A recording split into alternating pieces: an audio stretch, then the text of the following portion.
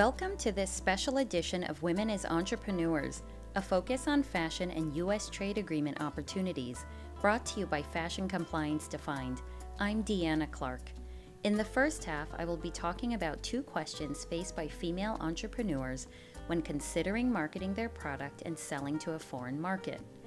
In order to illustrate the conveyance of marketing messages in a product, I will be looking at different clothing and jewelry ensembles by fashion designers from several different countries, such as that of Ashobi from Sierra Leone on this page.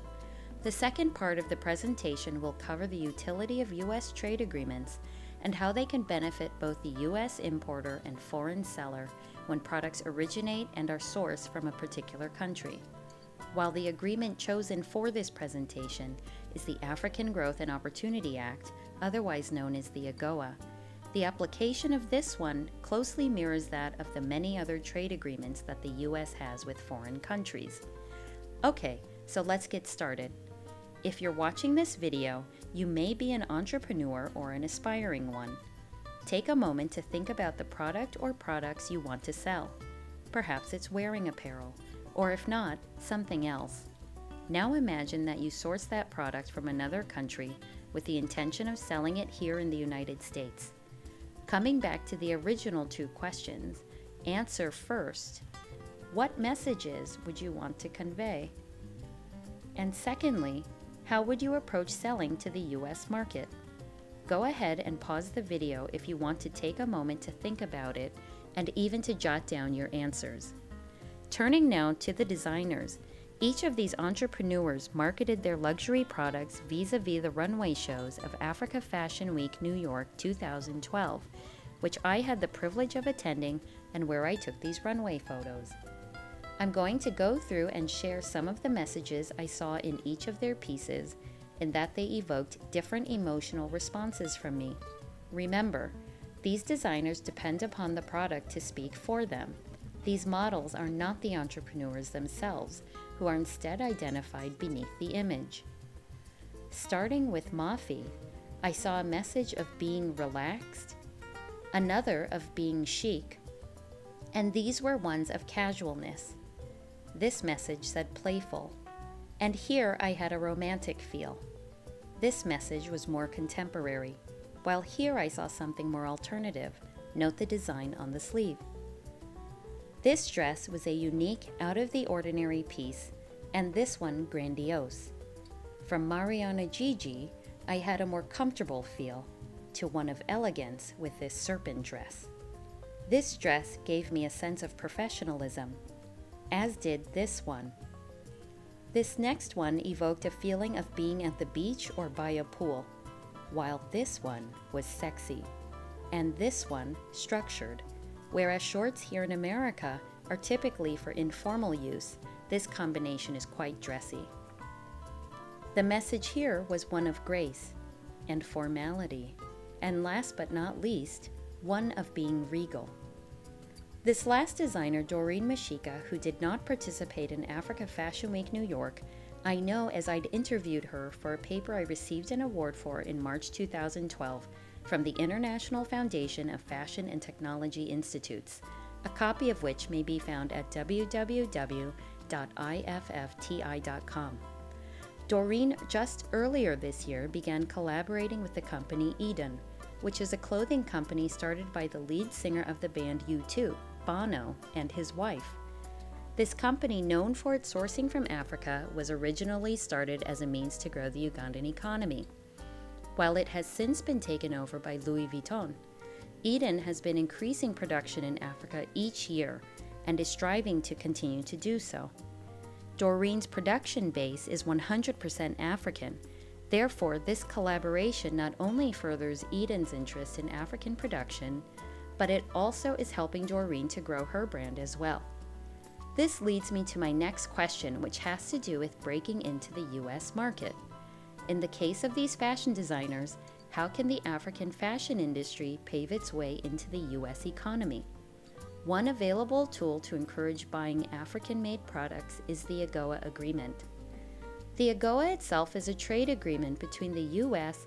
and 38 sub-Saharan African countries as of March 2012. The utility of the AGOA is the elimination of tariffs on over 6,000 products when it is 100% of African origin or made of U.S. components, and it was formed with the hope that new opportunities would be created for millions of sub-Saharan African families to build prosperity.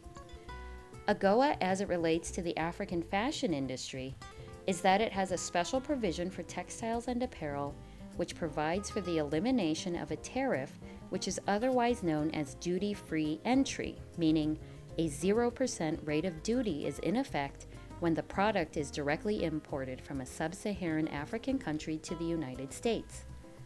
To explain its application, under normal importing circumstances, where you have $100 worth of, say, women's cotton t-shirts, this shipment would be subject to a duty rate of 19.7%.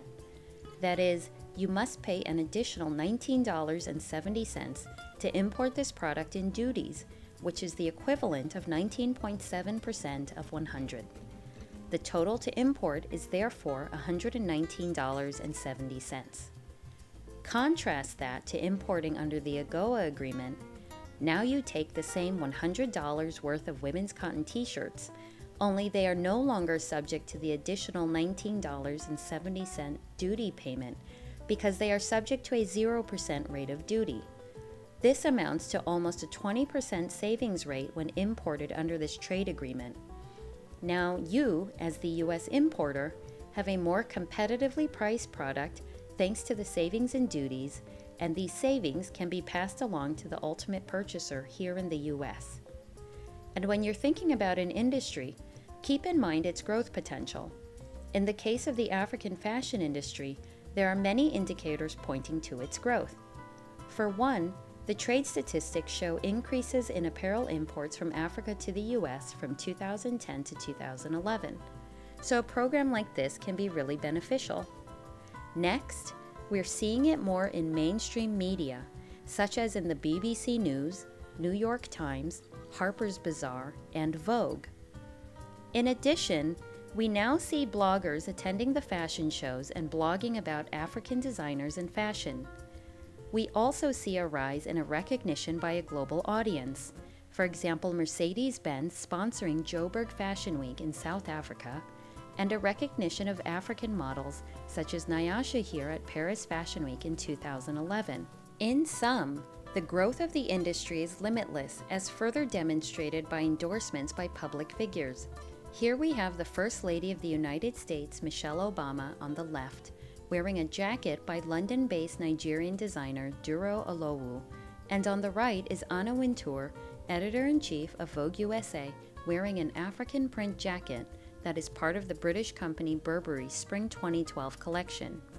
While I would not suggest that this brand makes up a part of the African fashion industry, I would posit that it is not uncommon for a trend to start at the highest price point and thereafter trickle down to lower prices, enabling a larger consumer base to familiarize itself with and enjoy a trend.